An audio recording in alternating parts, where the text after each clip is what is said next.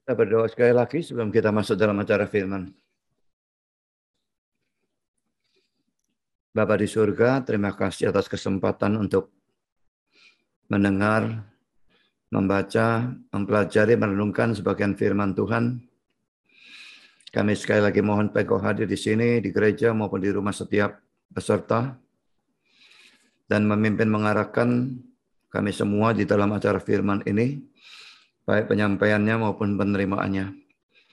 Tolong hamba-Mu dalam menyampaikan, berikan kekuatan jasmani, pikiran, khususnya suara, berikan pengurapan, berikan kata-kata, berikan apapun yang dia butuhkan supaya seluruh firman bisa disampaikan dengan baik, dengan benar, dan dengan sejelas-jelasnya. Dan lengkapi dan bungkus semuanya dengan kuasaan pekerjaan Roh-Mu. Karena kami sadar tanpa itu semua akan sia-sia.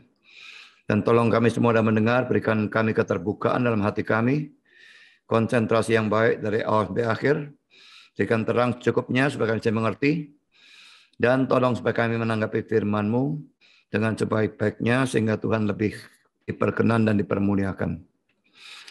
Kami yakin dan sadar setan pasti bekerja dimanapun dan kapanpun ada firman dan Injil yang disampaikan. Dan kami mohon sekali lagi Engkau kuatkan semua kami menghadapi segala pekerjaan setan dalam bentuk apapun, supaya apapun yang mereka lakukan, firman tetap bisa disampaikan dan diterima dengan sebaik-baiknya untuk kemuliaan nama Tuhan. Terima kasih Bapa, dalam nama Yesus kami berdoa. Amin.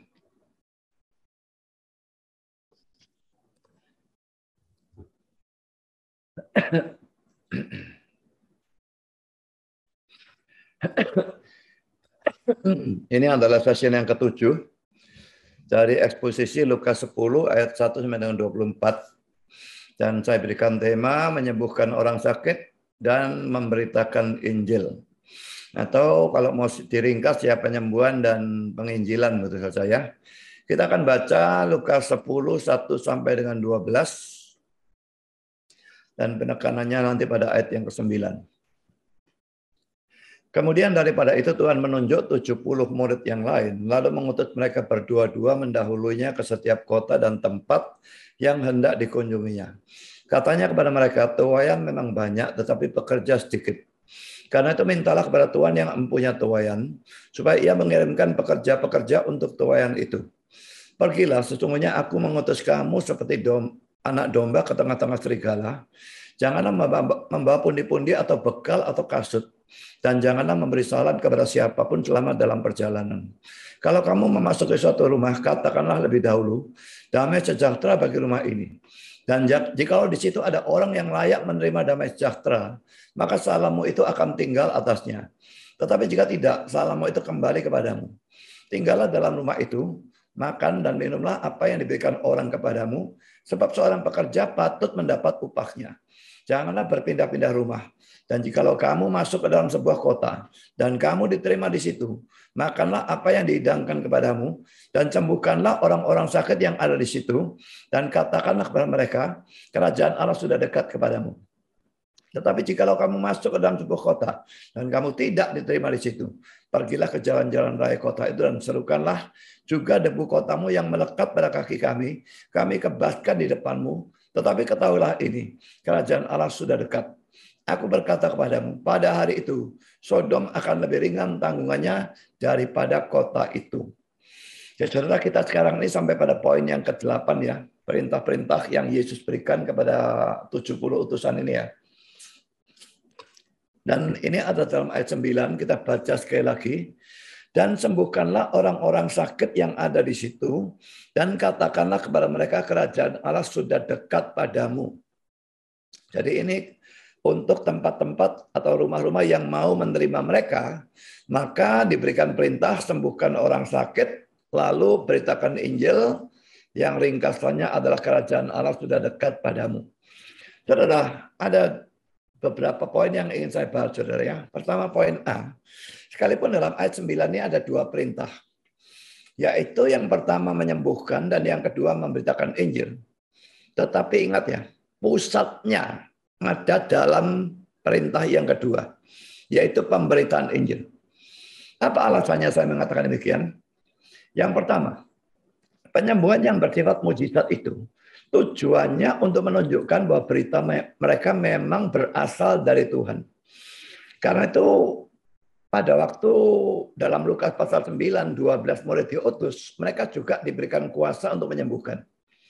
Dan sekarang dalam Lukas 10 pada waktu 70 murid diutus untuk memberitakan Injil, mereka juga diberikan kuasa untuk menyembuhkan dan sebagainya. Jadi perintahnya yang terpenting sebetulnya memang penginjilan. Tetapi ini supaya Injil itu didengarkan dan supaya orang tahu bahwa berita Injil yang mereka sampaikan betul-betul datang dari Tuhan, maka mereka diberikan kemampuan untuk melakukan mujizat dalam bentuk penyembuhan penyakit. Ini kata-kata dari Lenski, saudara. Mereka harus melanjutkan atau mulai dengan pekerjaan agung atau besar mereka yang diringkas secara singkat. Ya, kerajaan Allah dan sebagainya itu cuma ringkasan tentu saja. Pertama-tama mereka harus menyembuhkan orang-orang sakit. Karena penyembuhan yang bersifat mujizat merupakan bukti dari berita ilahi mereka. Jadi itu membuktikan bahwa berita mereka itu berita dari Allah, gitulah ya. Dan ini misalnya ada ayat pendukung yang lain. Kita bisa melihat di dalam 2 Korintus 12 ayat 12 kata-kata dari Paulus. Segala sesuatu yang membuktikan bahwa aku adalah seorang rasul telah dilakukan di tengah-tengah kamu dengan segala kesabaran oleh tanda-tanda mujizat-mujizat dan kuasa-kuasa. Jadi itu bukti kalau dia itu adalah rasul. Tapi ingat saudara ya, kata-kata Lenski maupun kata-kata Paulus dalam 2 Korintus 12 ayat 12 ini tidak berarti bahwa semua hamba Tuhan, apalagi pada zaman sekarang, juga harus bisa melakukan mujizat. Zaman dulu beda dengan zaman sekarang. Bahkan zaman dahulu pun tidak semua hamba Tuhan harus bisa melakukan mujizat. Ini terlihat di dalam ayat ini ditunjukkan secara eksplisit ya. Yohanes 10 ayat yang ke-41. Dan banyak orang datang kepadanya, pada Yesus, dan berkata, Yohanes, maksudnya Yohanes Pembaptis, memang tidak membuat satu tanda pun. Tetapi semua yang pernah dikatakan Yohanes tentang orang ini adalah benar. Jadi Yohanes tidak pernah membuat satu tanda pun. Yohanes Pembaptis itu jelas-jelas nabi. Apa yang dia katakan benar. Apa yang dikatakan berita dari Tuhan. Tapi dia tidak pernah membuat satu tanda pun, satu mujizat pun, satu penyembuhan penyakit pun. Sama sekali tidak pernah. Itu eksplisit dikatakan di dalam ayat ini. Jadi saudara, kalau dia yang adalah seorang nabi dan masih masuk zaman Alkitab bahkan sebelum Kristus, tapi saudara, ayat ini menyatakan secara eksplisit bahwa dia tidak pernah membuat satu tanda pun. Jadi mengklaim atau menuntut gitu ya, bahwa hamba Tuhan pada zaman sekarang harus bisa membuat tanda, harus bisa melakukan mujizat, harus bisa menyembuhkan orang sakit, baru dia hamba Tuhan. Itu adalah nonsens yang terbesar dan sama sekali bukan tuntutan dari Alkitab. Sekarang kita masuk dalam poin yang kedua. Jelas bahwa penyembuhan rohani jauh lebih penting daripada penyembuhan jasmani. Jadi saudara, kalau dua perintah ini pusatnya adalah penginjilan. Alasan yang kedua, kalau pertama karena mujizat itu memang tujuannya menunjukkan, membuktikan berita mereka dari Tuhan. Yang kedua, saudara, alasannya karena penyembuhan rohani jelas jauh lebih penting daripada penyembuhan jasmani. Jadi dua perintah itu, yang satu penyembuhan jasmani, yang satu penginjilan, ini untuk penyembuhan rohani, jelas yang lebih penting adalah penyembuhan rohani. Apa saudara lebih memilih sehat secara jasmani, tapi binasa secara rohani? Atau saudara memilih sebaliknya, kalau harus milih dari dua ini, bagus dalam jasmani atau bagus dalam rohani? Kalau harus milih bagus rohani, buruk jasmani, atau sebaliknya? Semua orang yang waras pasti memilih bagus dalam hal rohani. Memang kalau bisa bagus dua-dua, tentu lebih baik. Tetapi kalau harus memilih, rohani selalu lebih penting daripada jasmani. Sekarang saudara, kita masuk poin B ya. Yesus sendiri juga melakukan kedua pelayanan ini. Kita melihat kata-kata William Hendriksen, sembuhkanlah orang-orang sakit yang ada di sana. Yesus memerintahkan dan memberi kuasa kelompok besar, utusan atau pemberita ini untuk menyembuhkan orang-orang sakit. Dengan kata lain, mereka harus sibuk melakukan pekerjaannya, aktivitas yang di dalamnya ia sendiri terlibat secara terus-menerus. Ayatnya sederetan diberikan banyak sekali, dan yang juga telah ia nyatakan kepada ke-12 rasul, Matius 10 ayat 8 dan Lukas 9 ayat 2. Tetapi sama pentingnya, mungkin bahkan lebih penting, adalah pekerjaan yang harus secara terus-menerus menyertai penyembuhan orang-orang sakit, yaitu pemberitaan. Dia katakan sama pentingnya, mungkin bahkan lebih penting. Kalau saya katakan pasti lebih penting. Ya. Dan beritahu mereka, kerajaan Allah telah dekat kepadamu. Seperti telah ditunjukkan sebelumnya. Lihat tentang ayat 43, bahwa kerajaan itu adalah kuasa sebagai raja, pemerintahan, atau kedaulatan dari Allah. Diakui dalam hati dan bekerja dalam hidup dari umatnya dan menghasilkan keselamatan mereka yang sempurna. Saudara, bahwa Yesus banyak sekali melakukan pelayanan kesembuhan merupakan sesuatu yang sangat-sangat jelas dan sama sekali tidak perlu dan tidak bisa dibantah ya. Tetapi yang perlu ditekankan adalah bahwa ia bukan hanya melakukan pelayanan penyembuhan, tetapi juga pelayanan pemberitaan Injil atau pemberitaan firman, dan bahkan seringkali menggabungkan keduanya. Ada banyak ayat yang menunjukkan bahwa Yesus sendiri menggabungkan kedua pelayanan itu, yaitu pelayanan kesembuhan dan dengan pemberitaan Injil atau firman. Saya berikan beberapa contoh ya. Pertama, dalam Matius 4 ayat 23, Yesus pun berkeliling di seluruh Galilea. Ia mengajar dalam rumah-rumah ibadat dan memberitakan Injil kerajaan Allah, serta melenyapkan segala penyakit dan kelemahan di antara bangsa itu. Dan ini saudara, dia mengajar lalu melenyapkan segala penyakit dan kelemahan. Yang warna merah itu dia memberitakan Injil atau memberitakan firman. Yang warna biru dia melakukan penyembuhan. Dan ini menyebabkan banyak orang mengikuti dia. Bisa kita lihat dalam Matius 4 ayat 24-25. Dan apa yang Yesus lakukan terhadap orang banyak yang ikut dia dalam tanda petik itu, dia mengajar firman kepada mereka. Itu ada dalam 3 pasal. Matius pasal 5, pasal 6, pasal 7. Dalam Matius pasal 8, baru dia mulai menyembuhkan lagi. Ya saudara, dua pelayanan ini jelas dia lakukan, kedua-duanya seringkali berbarengan. Kedua, dalam mengutus 12 murid, dia menyuruh mereka melakukan kedua pelayanan itu. Sudah bisa melihat dalam Matius 10 ayat 1, lalu ayat 7 dan ayat 8.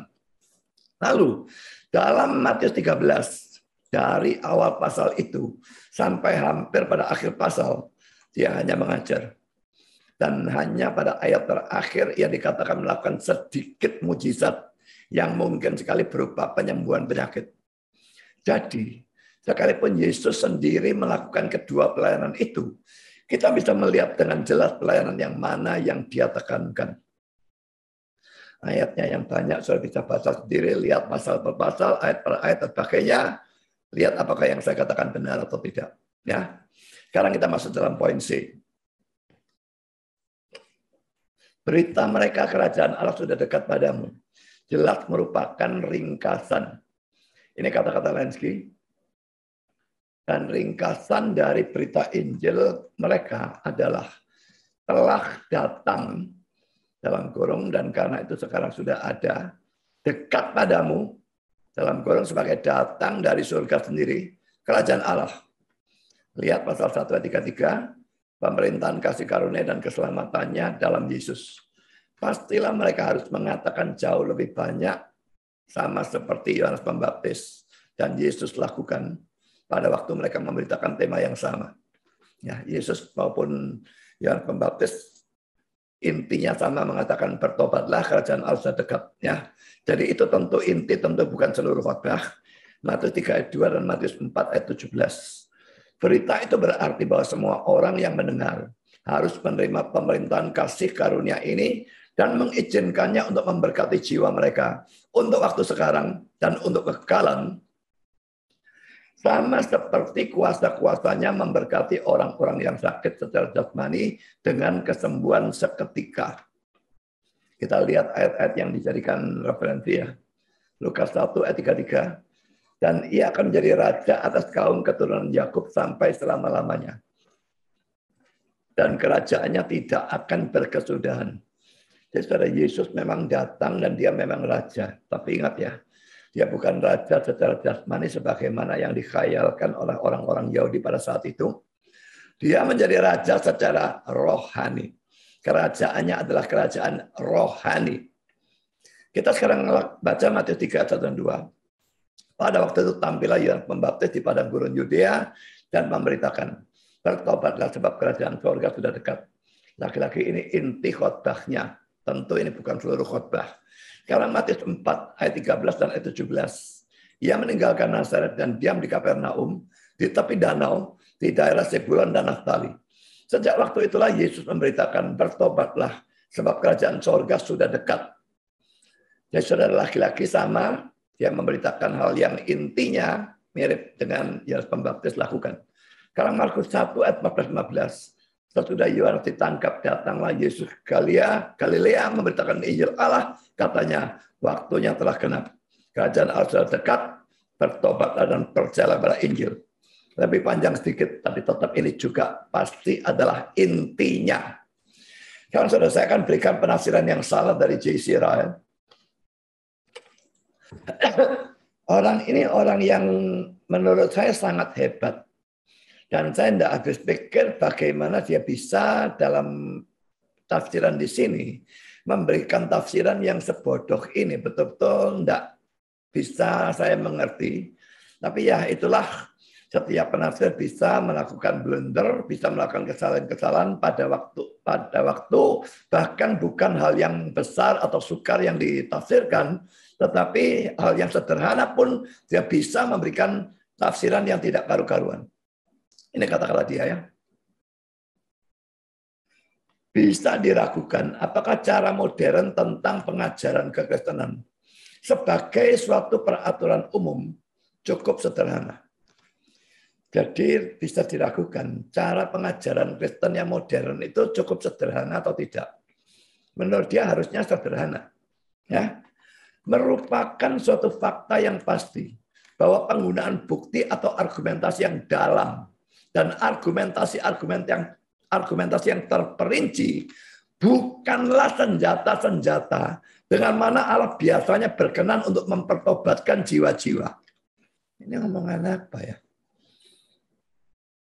Penggunaan bukti atau argumentasi yang dalam itu tidak perlu. Argumentasi yang terperinci itu semua bukan senjata dengan mana Allah biasanya berkenan untuk mempertobatkan jiwa-jiwa. Pertama ini omong kosong, kedua dia tidak memberikan bukti apapun, asal ngomong. Ini lucu, perhatikan tidak ada dasar ayat ya. Nanti ada dasarnya, tapi dasarnya sama sekali tidak cocok. Nanti kita lihat ya. Kita baca dulu lanjutannya. Pernyataan-pernyataan yang jelas dan sederhana. Dibuat dengan berani dan dengan khidmat. Dan dibuat dengan cara sedemikian rupa sehingga mereka dirasakan dan dipercaya secara pasti oleh dia yang membuatnya. Kelihatannya mempunyai pengaruh terbesar pada hati dan hati nurani. Jadi kalau khotbah itu yang sederhana, jelas, berani, khidmat. Tidak usah dalam, mendetail, dan macam-macam. Tidak usah. Itu yang sederhana, itu yang punya pengaruh terbesar pada hati dan hati nurani. Orang tua dan pengajar-pengajar dari orang muda, pendeta-pendeta dan misionaris, pembaca kitab suci dan pengunjung-pengunjung daerah, semua sebaiknya mengingat hal ini. Kita tidak perlu menjadi begitu khawatir seperti biasanya tentang membentengi dan membuktikan dan mendemonstrasikan dan memperdebatkan doktrin-doktrin atau ajaran-ajaran dari Injil. Tidak ada satu jiwa dari 100 yang pernah dibawa kepada Kristus dengan cara ini. Laki-laki luar biasa konyolnya. Tidak perlu membentengi. Jadi kalau saya memang sering membentengi, bahkan ya sedapat mungkin selalu. Saya memberikan ajaran, saya bentengi. Jangan orang bisa nyerah. Jadi saya bahas ajaran-ajaran yang menentang, hancurkan semua. Untuk menunjukkan bahwa ini benar. Itu membentengi. Membuktikan, mendemonstrasikan, memperdebatkan. Loh, kok bisa enggak boleh? Itu mau jadi apa? Dan dia katakan tidak ada 1 dari 100 jiwa yang pernah dibawa oleh Kristus dengan cara ini. Lagi-lagi buktinya dari mana? Tidak ada bukti, tidak ada apa. Justru ajaran dia ini tanpa benteng, tanpa mendemonstrasikan, tanpa memperdebatkan, tanpa argumentasi, saya justru tidak bisa terima kok. Saya lanjutkan. Kita menginginkan pernyataan-pernyataan yang sederhana. Jelas, khidmat, sungguh-sungguh, penuh kasih tentang kebenaran-kebenaran Injil yang sederhana. Kita bisa secara aman membiarkan pernyataan-pernyataan seperti itu untuk bekerja dan menjaga dirinya sendiri.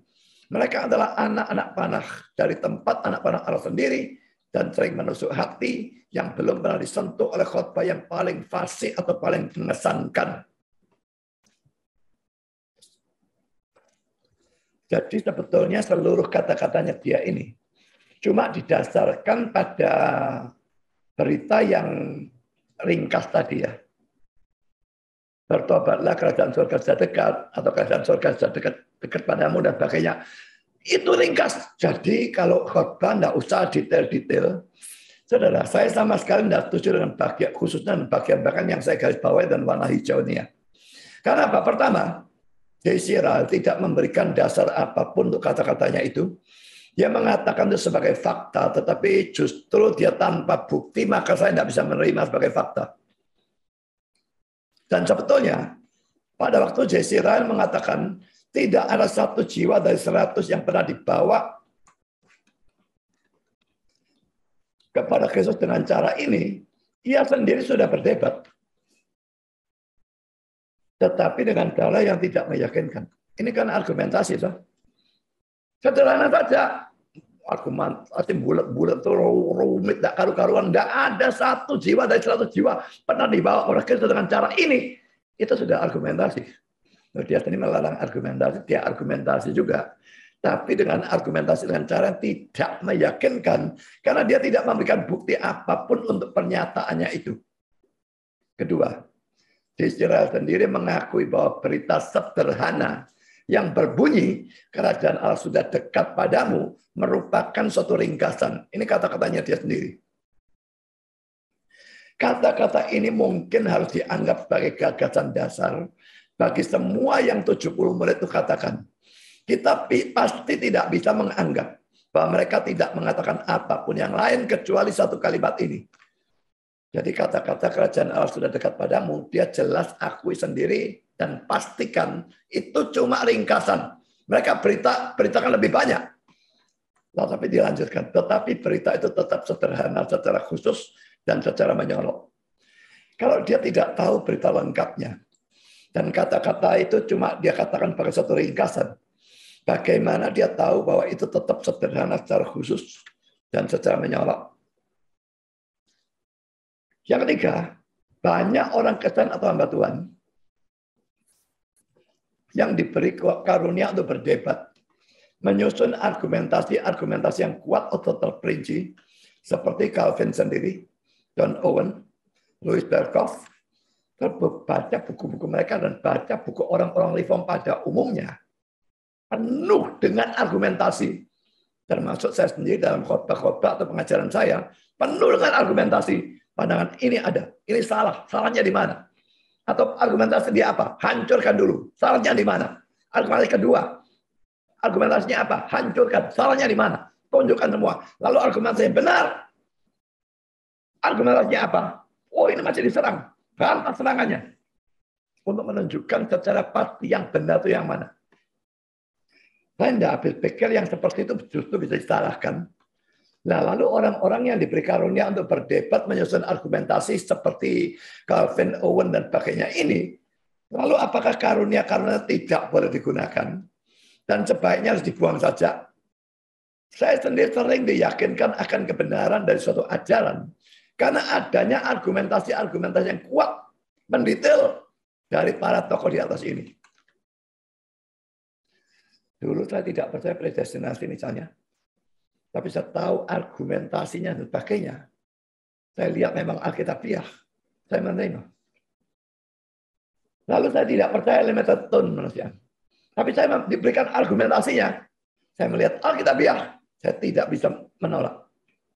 Lalu saya tidak percaya Allah menetapkan segala sesuatu termasuk dosa. Tapi melihat argumentasi begitu terperinci banyak sekali. Dan begitu kuat tidak bisa dipatahkan. Saya menerima. Jadi justru menurut saya, orang memberikan argumentasi-argumentasi yang kuat dan terperinci itu penting, bukan main. Di sini dia anggap itu tidak perlu. Tidak boleh bahkan. Lucunya bukan main. Sekarang saya lanjutkan. Poin keempat. Bahkan Yesus, Paulus, Stefanus, Apolos juga melayani pemberitaan firman dengan menggunakan perdebatan. Mari kita lihat pertama Yesus ya. Matius 12 ayat 11-12. Waktu disalahkan melakukan penyembuhan orang sakit pada hari Sabat, dia berargumentasi ya. Jadi ajaran firman-Nya berbentuk argumentasi di sini. Tetapi Yesus berkata kepada mereka, jika seorang dari antara kamu mempunyai seekor domba, dan domba itu terjatuh ke dalam lubang pada hari Sabat, tidakkah ia akan menangkapnya dan mengeluarkannya? Bukankah manusia jauh lebih berharga daripada domba? Karena itu boleh berbuat baik pada hari Sabat. Jelas-jelas satu argumentasi, dan mereka tidak bisa jawab. Sekarang kita lihat poin B, Paulus. Banyak ayatnya ya. Kisah 9, 22 dan 29. Akan tetapi Saulus semakin besar pengaruhnya, dan ia membingungkan orang-orang Yahudi yang tinggal di Damsyik. Karena ia membuktikan bahwa Yesus adalah Mesias. Di sini jelas-jelas dia melakukan penginjilan ya. Kalau Yesus di sini ini bukan penginjilan. Ini urusan hukum hari Sabat. Tapi di sini Paulus jelas-jelas penginjilan. Dan dikatakan dia membuktikan bahwa Yesus adalah Mesias. Lalu ayat 29. Ia juga berbicara dan bersoal jawab dengan orang-orang Yahudi yang berbahasa Yunani. Tetapi mereka itu berusaha membunuh dia. Sekarang hal yang lain. Kisah 15 ayat 2. Tetapi Paulus dan Barnabas dengan keras melawan dan membantah pendapat mereka. Ada waktu mereka melayani orang-orang, lalu ada orang-orang lain melayani dengan Injil yang berbeda, Injil yang salah, yang sesat. Mereka lawan dengan keras, membantah. Akhirnya ditetapkan supaya Paulus dan Barnabas serta beberapa orang lain dari jemaat itu pergi kepada rasul-rasul dan penatua-penatua di Yerusalem untuk membicarakan soal itu. Dan akhirnya terjadi sidang gereja Yerusalem. Mereka berdiskusi, berdebat pasti. Dan akhirnya mereka mendukung Paulus dan Barnabas. Siapa bilang argumentasi, debat dan sebagainya tidak penting? Sekarang kisah 17 ayat 17-18. Karena itu di rumah ibadat, ia bertukar pikiran dengan orang-orang Yahudi dan orang-orang yang takut akan Allah. Dan di pasar setiap hari dengan orang-orang yang dijumpainya di situ. Jelas nginjil, saudara. Sampai di pasar-pasar yang nginjil. Dan juga beberapa ahli pikir dari golongan Epikuros dan Stoa bersoal jawab dengan diam. Ya, saudara, orang-orang bawah itu di pasar. Yang ahli pikir, ahli filsafat, ini kelas tinggi. Juga dia jadi hebat. Dan ada yang berkata, apakah yang hendak dikatakan si Plater ini?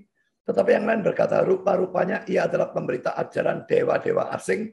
Sebab ia memberitakan Injil tentang Yesus dan tentang kebangkitannya. Jelas-jelas dikatakan dia memberitakan Injil tentang Yesus dan tentang kebangkitannya. Dan dia memberitakan dengan cara bertukar pikiran, diskusi, bersoal jawab, berdebat. Lalu kita 18 ayat 4.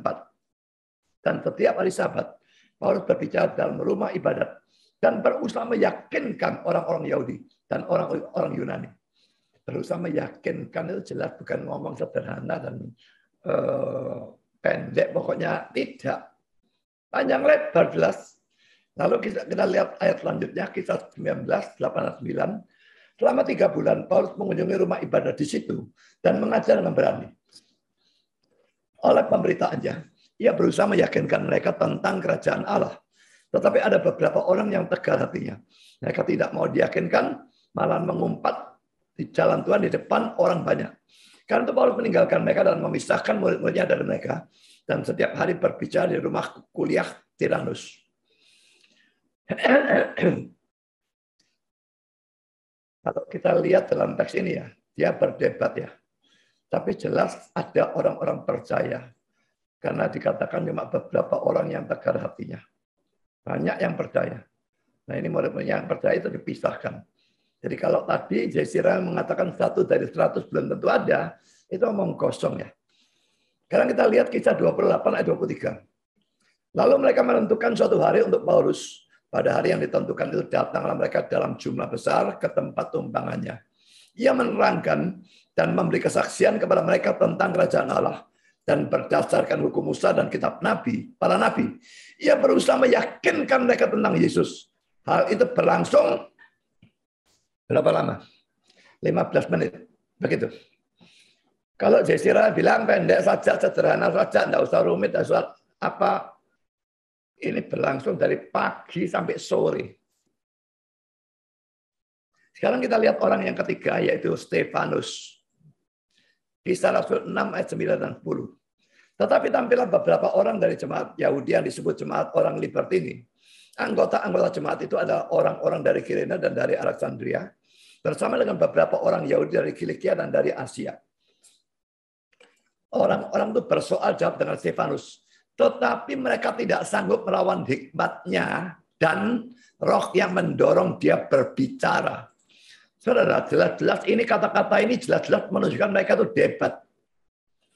Stefanus berdebat dan bagusnya dalam bagian itu dikatakan roh yang mendorong dia berbicara. Dia memang menggunakan hikmatnya, tetapi di sini ada roh yang mendorong dia berbicara. Jadi Stefanus di sini berdebat di bawah dorongan atau pimpinan Roh Kudus. Kalau debat dikatakan tidak boleh, orang-orang itu sama dengan menyalahkan Roh Kudusnya. Kalau memang tidak boleh, kenapa Roh Kudus mendorong Stefanus untuk berdebat? Mendorong dalam berbicara, memimpin dalam berbicara, sehingga tidak ada bisa melawan dia.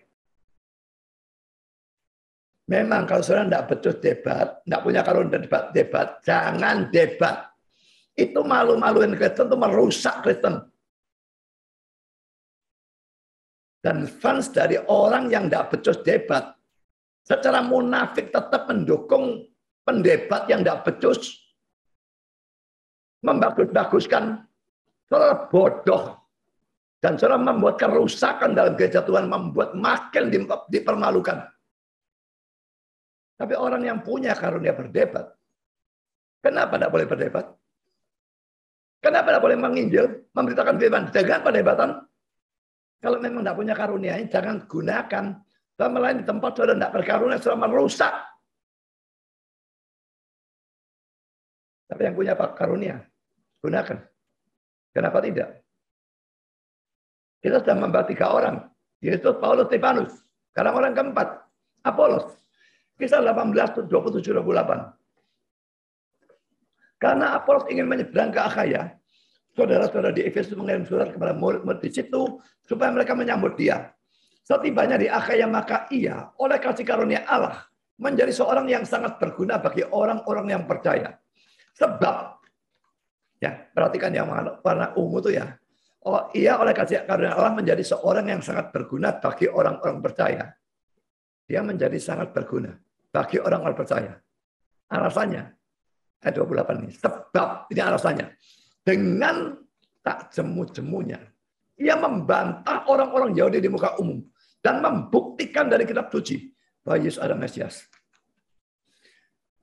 Karena dia berdebat, dia menjadi sangat berguna bagi orang-orang percaya. Dan ayat 28 itu memberikan alasannya, saudara. Debatnya itu, saudara. Dan debat yang tidak jemu-jemunya. Terus-terusan. Bantah di muka umum. Debat terbuka dan sebagainya itu bukan sesuatu yang salah. Tapi lakukan pemberitaan Injil. Sekarang kita masuk dalam poin E.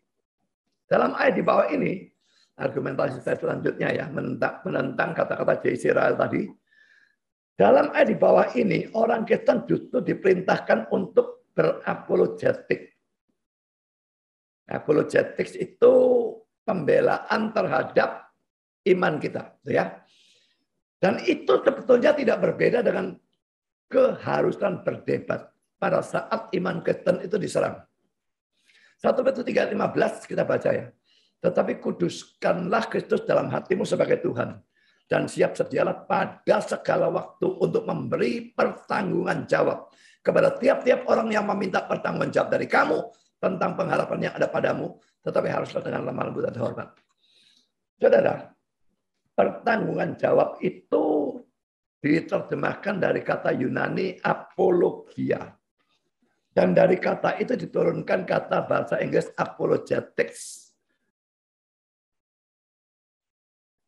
Apologetics ini ilmu pembelaan, saudara. Ilmu berdebat untuk membela doktrin kita pada waktu diserang oleh orang luar atau oleh orang yang sesat. Ini apologetics. Dan ini dikatakan untuk setiap orang, saudara. Kalau punya karun debat, gunakan. Memang kalau tidak punya karun debat, repot, saudara. Tapi setidaknya bisa menunjukkan ayatnya saja. Karena meminta pertanggungjawab dari kita. Apa alasanmu percaya Yesus Tuhan? Yesus itu Allah. Tunjukkan ayatnya Yohanes 1 ayat 1. Pada mulanya adalah firman, firman bersama-sama Allah, firman adalah Allah. Dan perkara dia anak mau percaya itu urusan dia. Tapi kita menunjukkan. Itu bertanggung jawab. Memang tidak usah secara khusus berdebat kalau tidak punya kalau debat. Kalau punya silakan. Tapi ayat ini menyuruh. Israel melarang. Omongan dia tuh nabrak Alkitab terang-terangan. Jadi sudah hati-hati ya. Sekalipun orang ini orang bagus sekali. Saya sangat senang dengan tafsiran dia. Tapi kita tetap harus menyaring tafsiran dari semua orang. Pada waktu kita melihat orang bagus ini ternyata mengajarkan ajaran yang kacau. Dan bisa kita buktikan. Tentunya kalau saya mau memberikan argumentasi lebih banyak lagi bisa. Tapi saya kira tidak perlu, ini jauh lebih dari cukup. Sekarang kita masuk dalam poin E. Arti dari istilah kerajaan Allah. Kerajaan Allah atau kerajaan surga itu sama sebetulnya. Kalau dalam Injil Lukas biasanya istilahnya kerajaan Allah. Kalau dalam Injil Matius istilahnya kerajaan surga. Repotnya dengan istilah ini, saudara. Artinya ada banyak. Jadi tidak dalam setiap tempat artinya sama. Konteksnya menentukan dan seringkali sukar untuk tahu arti mana yang harus diambil. Mari kita melihat kata-kata William Hendriksen. Ini adalah pertama kalinya istilah kerajaan Allah muncul dalam Injil Lukas. Tetapi lihat juga pasal 1 ayat 33. Penginjil ini menggunakan istilah itu sedikitnya 30 kali tanpa menghitung 7 kejadiannya dalam kitab Kisah Para Rasul. Karena Kisah Rasul yang nulis juga Lukas itu ya. Itu tidak usah dihitung. Yang dalam Lukas saja sedikitnya 30 kali. Karena itu jauh lebih sering daripada Markus dan Yohanes. Secara hakiki, konsep yang sama juga muncul sangat sering dalam Injil Matius. Tetapi dalam bentuk yang agak berbeda. Biasanya kerajaan surga. Alih-alih dari kerajaan Allah. Ya, jadi kalau Matius kerajaan surga, kalau Lukas kerajaan Allah. Tadi dia berikan ayat referensi Lukas 1 ayat 33. Memang istilah kerajaan Allah tidak ada, tetapi secara implisit menunjukkan Yesus akan jadi raja ya. Dan ia akan menjadi raja atas kaum keturunan Yakub sampai selama-lamanya dan kerajaannya tidak akan berkesudahan. Ya, jadi itu bisa merupakan salah satu arti daripada kerajaan Allah, bisa. Sekarang saya lanjutkan komentar William Hendriksen lagi. Sekarang, semua ciri atau kualitas ini bisa dimengerti dalam terang dari penggambaran berikut. Dalam arti yang paling luas, istilah kerajaan Allah menunjukkan kuasa, pemerintahan atau kedaulatan Allah. Diakui dalam hati dan bekerja dalam kehidupan umatnya, dan menghasilkan keselamatan mereka yang lengkap atau sempurna, pembentukan mereka sebagai suatu gereja, dan akhirnya suatu alam semesta yang ditebus. Ini dalam arti yang paling luas itu begitu panjang ya. Perhatikan, kuasa, pemerintahan atau kedaulatan Allah diakui dalam hati dan bekerja dalam kehidupan umatnya, dan menghasilkan keselamatan mereka yang lengkap atau sempurna, pembentukan mereka sebagai suatu gereja, dan akhirnya suatu alam semesta yang ditebus. Perhatikan khususnya 4 konsep. Poin A, kuasa, pemerintahan atau pengakuan kedaulatan Allah. Itu mungkin arti dalam Lukas 17 ayat 21, kerajaan Allah ada di dalam kamu, Dan dalam Matius 6 ayat 10, datanglah kerajaanmu, jadilah kehendakmu. Sekarang poin B, keselamatan lengkap atau sempurna, yaitu semua berkat-berkat rohani dan materi. Berkat-berkat bagi jiwa dan tubuh. Yang terjadi pada waktu Allah adalah Raja dalam hati kita. Diakui dan ditaati dalam dan dari Dia sendiri. Itu adalah arti sesuai dengan konteks dalam Lukas 18 ayat 24. Poin C, gereja. Jadi kerajaan Allah bisa berarti gereja ya. Kumpulan orang dalam hati siapa? Allah diakui sebagai raja. Berarti hubungan yang dekat antara kerajaan dan gereja. Dalam Kisah Rasul 20 ayat 25 dan 28. Bandingkan Matius 16 ayat 18 dan 19. Sekarang poin B ini arti keempat. Alam semesta yang ditebus, langit atau surga, dan bumi yang baru, dengan semua kemuliaan mereka. Sesuatu yang masih dalam masa yang akan datang. Realisasi akhir dari kuasa menyelamatkan dari Allah. Maka dalam Lukas 22 ayat 30, bandingkan Matius 25 ayat 34. Terimalah atau warislah kerajaan yang disiapkan bagi kamu. 4 konsep ini tidak terpisah dan tidak berhubungan. Mereka semua keluar dari gagasan inti tentang pemerintahan Allah. Supremasinya dalam bidang atau ruang lingkup dari kuasa yang menyelamatkan. Jadi 4 konsep itu bukannya terpisah satu sama lain atau tidak berhubungan satu sama lain, berarti ada hubungannya. Hubungannya adalah mereka semua keluar dari gagasan inti tentang pemerintahan Allah. Supremasinya dalam bidang atau ruang lingkup dari kuasa yang menyelamatkan. Sekarang kita lihat ayat-ayat yang dia pakai ya. Tapi memang sukar, mestinya setiap dia berikan ayat, karena ini ayat dalam arti B, dia berikan Lukas 18:24 ya. Tapi saudara nanti kalau sudah dapat makalahnya lihat sendiri ya. Jadi sesuaikan, cocok kepada Lukas 18 ayat 24. Lalu Yesus memandang dia dan berkata, alangkah sukarnya orang yang beruang masuk ke dalam kerajaan Allah. Kisah 20, 25, 28. Dan sekarang aku tahu bahwa kamu tidak akan melihat mukaku lagi. Kamu sekalian yang telah kukunjungi untuk memberitakan kerajaan Allah. 28 kan itu jagalah dirimu dan jaga seluruh kawanan. Karena kamulah yang ditetapkan Roh Kudus menjadi penilik untuk menggembalakan jemaat Allah yang diperolehnya dengan darahnya sendiri. Kata anak itu tidak boleh ada. Matius 16, 18, 19. Dan aku pun berkata kepadamu, engkau adalah Petrus, dan di atas batu karang ini aku akan mendirikan jemaatku, dan alam maut tidak akan menguasainya. Kepadamu akan kuberikan kunci kerajaan surga. Apa yang kau ikat di dunia ini akan terikat di surga. Dan apa yang kau lepaskan di dunia ini akan terlepas di surga. Lukas 22:30, bahwa kamu akan makan dan minum semeja dengan aku di dalam kerajaanku. Dan kamu akan duduk di atas takhta untuk menghakimi ke-12 suku Israel. Jadi keadaan surga, kerajaan Allah bisa menunjuk pada surga juga. Kelihatannya ini surga ya. Lalu Matius 25:34. Dan Raja itu akan berkata pada mereka yang di sebelah kanannya, mari hai kamu yang diberkati oleh Bapakku, terimalah kerajaan yang tadi disediakan bagimu sejak dunia jadikan. Mungkin juga menuju pada surga juga. Ya. Jadi macam-macam bisa menuju pada gereja, surga, atau kita menerima kuasa itu, kita mengakui dia sebagai Tuhan, dan sebagainya. Sekarang Albert Barnes dalam komentarnya tentang Matius 32. Kerajaan surga sudah dekat. Ungkapan-ungkapan kerajaan surga, kerajaan Kristus ini muncul cuma 1 kali setahu saya. Dalam Efesus 5 ayat 5. Kerajaan Allah sering muncul dalam Alkitab. Mereka semua menunjuk pada hal yang sama. Pengharapan tentang kerajaan seperti itu diambil dari Perjanjian Lama. Dan khususnya dari Daniel. Daniel 7, 13-14. Nabi-nabi telah memberitahu tentang seorang pewaris atau keturunan Daud yang harus duduk di takhtanya. 1 Raja 2 ayat 4, 8 ayat 25, Yeremia 33 ayat 17. Orang-orang Yahudi mengharapkan seorang pembebas nasional yang agung atau besar. Nasional itu jasmani, saudara. Jadi mereka salah dalam hal itu.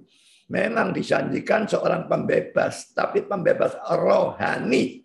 Mereka nangkepnya salah. Rohani diartikan jasmani. Mereka mengharapkan Yesus jadi betul-betul raja yang berkuasa dan membebaskan mereka dari penjajahan Romawi. Itu membuat mereka jadi sesat. Mesiasnya datang. Salah pengertian tentang Mesias membuat mereka tidak menerima Mesias itu. Mereka masih mau tunggu nanti Mesiasnya datang. Tungguin sampai kiamat lah. Tidak bakal datang. Datang kedua. Bukan sebagai penyelamat. Tapi sebagai hakim. Saya lanjutkan. Mereka menganggap bahwa pada waktu Sang Mesias muncul, semua orang mati akan dibangkitkan. Bahwa penghakiman akan terjadi. Dan bahwa musuh-musuh dari orang-orang Yahudi akan dihancurkan. Dan bahwa mereka sendiri akan dinaikkan pada kewibawaan dan kehormatan nasional. Saya pikirkan ya. Karena mereka ini salah secara doktrinal. Dalam pengertian yang besar dan penting tentang Mesias. Maka akhirnya Mesiasnya datang, mereka tolak. Makanya hati-hati dengan gereja yang tidak ada doktrin. Dengan motivator-motivator yang banyak bermunculan, banyak fasih, tidak ada doktrin belas, hanya ngomong moral dan etika. Orang-orang itu sesat. Karena tanpa doktrin. Yang diajar tidak ngerti apa-apa. Ngertinya moral etika? Moral etika itu perlu.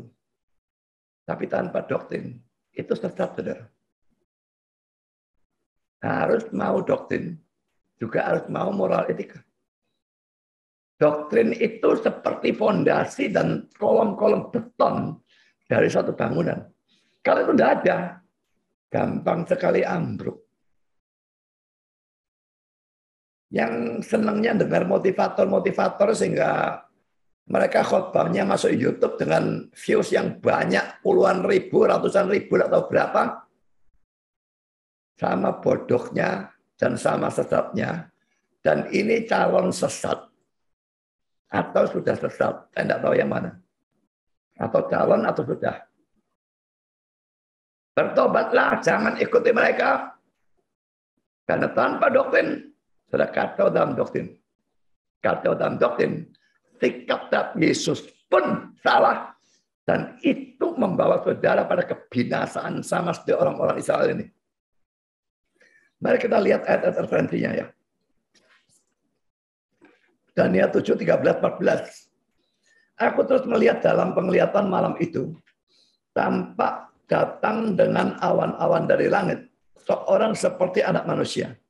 Datanglah ia kepada yang lanjut usianya itu. Dan ia dibawa ke hadapannya. Lalu diberikan kepadanya kekuasaan dan kemuliaan dan kekuasaan sebagai raja. Seperti anak manusia itu jelas Yesus ya. Nah, diberikan kepada kekuasaan dan kemuliaan dan kekuasaan sebagai raja. Maka orang-orang dari segala bangsa, suku bangsa dan bahasa mengabdi padanya. Kekuasaannya ialah kekuasaan yang kekal, yang tidak akan lenyap. Dan kerajaannya ialah kerajaan yang tidak akan musnah. Kita baca ayat selanjutnya. 1 Raja 24. Dan supaya Tuhan menepati janji yang diucapkannya tentang aku. Yakni, jika anak-anakmu laki-laki tetap hidup di hadapanku dengan setia, dengan segenap hati, dan dengan segenap jiwa, maka keturunanmu tak akan terputus dari takhta kerajaan Israel. Karena ini pesan Daud kepada Salomo. Pada saat kematian Daud itu sudah dekat. Lalu 1 Raja 8 ayat 25. Maka sekarang ya Tuhan Allah Israel, peliharalah apa yang kau janjikan kepada hambamu Daud ayahku. Ini kata Salomo. Doa kalau tidak salah. Dengan berkata, keturunanmu tak akan terputus di hadapanku. Dan tetap akan duduk di atas takhta kerajaan Israel. Asal anak-anakmu tetap hidup di hadapanku sama seperti kau hidup di hadapanku. Itu termasuk doa Salomo. Karena saudara Yeremia 3:17. Pada waktu Yerusalem akan disebut takhta Tuhan. Kalau tidak ada kerajaan, bagaimana ada takhta? Ya, ada takhta, pasti ada kerajaan, ada rajanya. Dan segala bangsa akan berkumpul ke sana. Demi nama Tuhan ke Yerusalem. Dan mereka tidak lagi akan bertingkah langkah menurut kedegilan hati yang jahat. Saya lanjutkan dengan komentar Pak Albert Banja. Bahasa dalam mana mereka terbiasa untuk menggambarkan peristiwa ini dipertahankan oleh juru selamat kita dan rasul-rasulnya. Makanya pakai istilah kerajaan Allah tadi ya, atau kerajaan surga. Tetapi mereka berusaha sejak awal untuk membetulkan pandangan-pandangan atau kepercayaan-kepercayaan umum berkenaan dengan pemerintahannya. Jadi istilahnya dipertahankan, cuma artinya dibetulkan. Mereka tadi kan mengharapkan raja secara nasional, raja secara lahiriah, secara jasmani, secara sekuler. Itu yang betul harus dibetulkan. Yesus raja rohani. Tak diragukan. Ini adalah suatu rancangan dari Yohanes Pembaptis dalam mengkhotbahkan atau memberitakan pertobatan. Alih-alih dari memanggil mereka pada latihan-latihan militer. Kalau memang kerajaan Allah yang akan datang kerajaan nasional, sekuler, maka dia mestinya mengadakan latihan-latihan militer. Tapi tidak. Dan mengumpulkan suatu pasukan yang sudah akan sesuai dengan pengharapan-pengharapan dari bangsa itu yang memanggil mereka pada suatu perubahan hidup. Suruh bertobat. Ya. Pada doktrin tentang pertobatan, suatu keadaan dari hal-hal yang jauh lebih sesuai dengan mendekatnya suatu kerajaan dari kemurnian. Lebih lagi, ungkapan-ungkapan kerajaan Allah dan kerajaan surga telah dianggap mempunyai banyak variasi arti.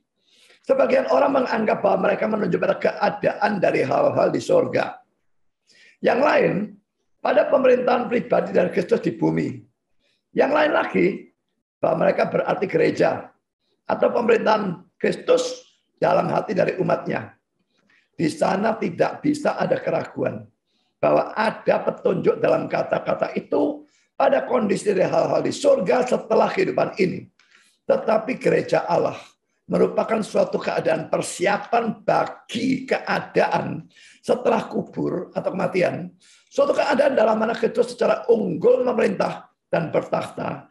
Dan di sana tidak ada keraguan bahwa ungkapan-ungkapan itu kadang-kadang menunjuk pada keadaan dari hal-hal dalam gereja.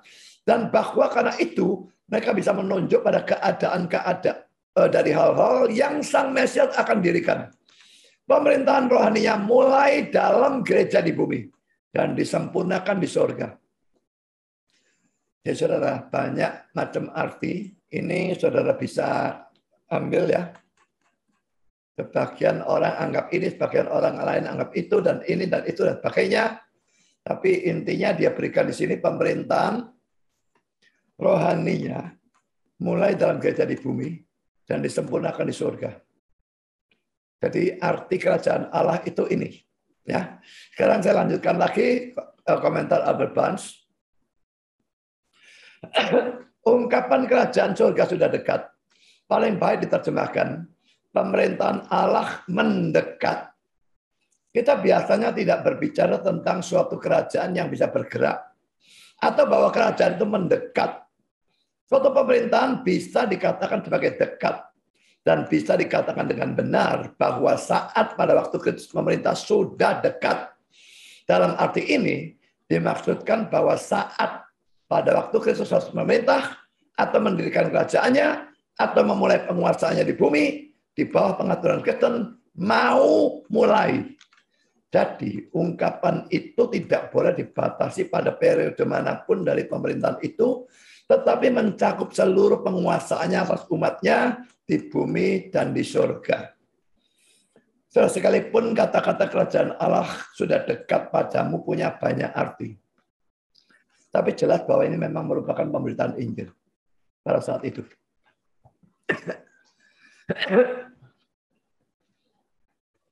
Injilnya belum lengkap. Jadi pada saat Yohanes Pembaptis menginjil, itu Injil. Tapi Injilnya belum lengkap. Bahkan pada waktu Yesus menginjil, itu Injil. Injilnya belum lengkap. Sampai setelah dia mati dan bangkit, baru Injilnya itu nanti lengkap. Ya, itu pun masih ada masa transisi. Jadi Injilnya belum lengkap karena apa? Karena Kristusnya belum mati tersalib, bangkit, dan sebagainya. Tapi bagaimanapun yang diberitakan pada saat itu memang adalah Injil. Baik oleh Yohanes Pembaptis, oleh Yesus, oleh 12 murid, oleh 70 murid. Itu semua tetap adalah Injil-Injil pada saat itu. Kita tidak harus semuanya melakukan penyembuhan secara mujizat, saudara. Tetapi kita semuanya harus memberitakan Injil. Memang caranya beda-beda tergantung karunia kita.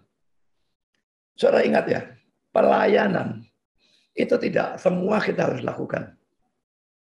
Tidak semua orang misalnya mesti main organ. Tidak semua orang mesti memimpin dari chairman atau ya pemimpin pujian atau apapun ya. Tidak semua orang mesti khotbah. Tidak semua orang mesti ngajar. Tidak semua orang mesti berdebat. Tapi ingat, semua orang harus memberitakan Injil. Dengan caranya sendiri-sendiri. Kalau dia memang bukan orang yang pasti bicara dan pintar debat, bisa misalnya dengan membagikan traktat. Cuma memang itu membahayakan. Ada bukti hitam di atas putih, sudah memberitakan Injil, dan di negara itu bisa membuat saudara masuk penjara. Tapi bisa juga dengan membacakan sesuatu. Traktat 4 hukum rohani dulu ada. Lalu kalau itu boleh dikatakan menghafalkan semua. Nggak boleh debat kalau Jadi untuk orang yang tidak bisa debat, ya bisa. Tapi tetap butuh bisa menjelaskan. Kalau tidak bisa menjelaskan sama sekali, yaitu atau pakai traktat, atau bacakan 4 hukum rohani. Atau ajak orang itu untuk mendengar khotbah penginjilan.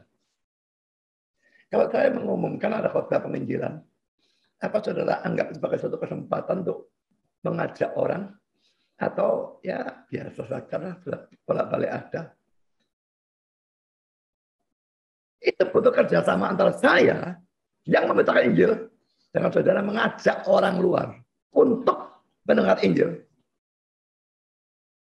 Kalau enggak, akhirnya saya menginjili orang-orang yang sudah Kristen. Saudara mau ngajak orang kafir total atau ngajak orang Kristen KTP, terserah. Saya pokoknya memberitakan Injil itu suatu keharusan. Mendukung gereja-gereja yang memberitakan Injil. Mendukung gerakan-gerakan yang memberitakan Injil. Seperti saya mendukung pelayanan Al-Mufu di Papua. Kenapa? Karena kesaksian dia melakukan penginjilan. Dan saya anggap sebagai sesuatu yang luar biasa. Saya dukung. Gereja yang tidak menginjil. Tidak pernah ada Injil. Tinggal gereja itu. Jangan bodoh. Atau gereja itu ngajar Injil yang berbeda.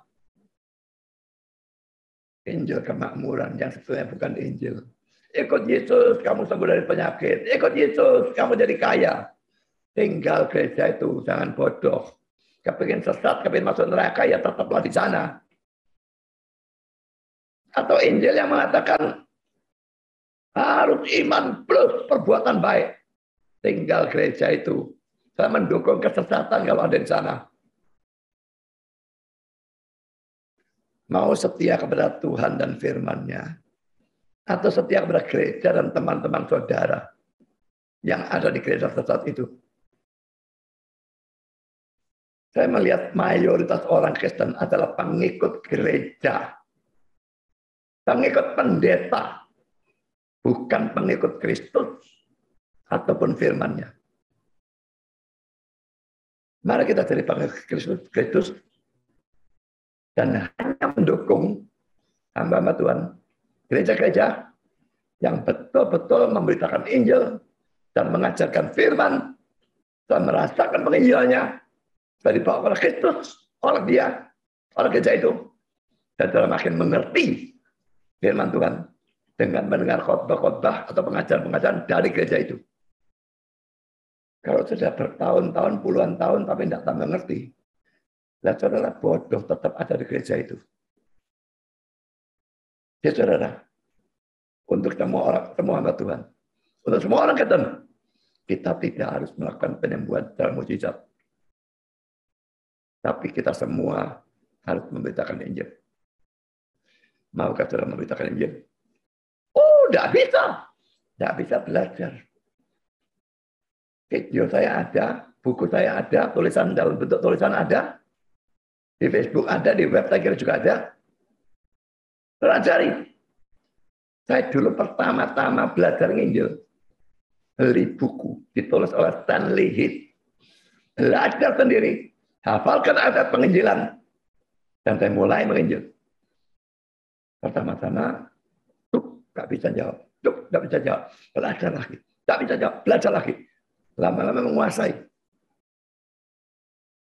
Memang saya tidak berkarunia penginjilan pribadi. Yang nggak bisa itu mengalihkan pembicaraan dari pembicaraan jasmani ke pembicaraan rohani. Kalau orang itu sudah kepingin tahu, tentu saya bisa. Karena mengajar seorang pribadi atau banyak orang tidak beda. Jadi saudara, mari kita semua menginjil. Dengan karunia kita masing-masing. Dengan cara kita masing-masing. Tapi penginjilan yang benar. Tuhan memberkati saudara. Amin.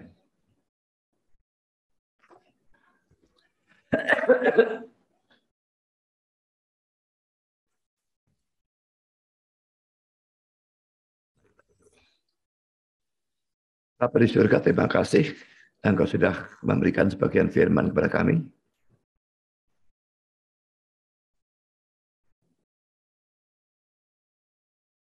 Kami sudah belajar bahwa kami sebetulnya harus bisa melakukan apologetik dan bahkan harus melakukannya.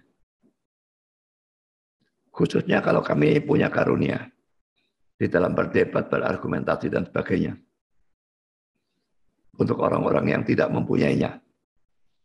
Biarlah mereka hanya mengingat ayat-ayatnya, menunjukkan secara sederhana. Tapi untuk mereka yang mempunyai karunia, biarlah menggunakannya dengan sebaik-baiknya, bukan untuk tujuan menang-menangan debat, tapi untuk menunjukkan mana kebenaran yang benar berdasarkan Alkitab. Biarlah kami selalu membuktikan semua kebenaran yang kami ajarkan dengan menggunakan Alkitab. Dan Tuhan, kami tahu bahwa kami tidak harus menyembuhkan. Tapi kami harus semua memberitakan Injil dengan cara dan karunia kami masing-masing. Tolong berikan kami petunjuk. Yang sudah bisa memberitakan Injil, tolong untuk bisa mengajar orang lain yang belum bisa. Untuk mau belajar, mau mencoba. Dan akhirnya bisa dan terus memberitakan Injil sampai Engkau datang kedua kalinya. Terima kasih Tuhan, dalam nama Kristus kami berdoa. Amin.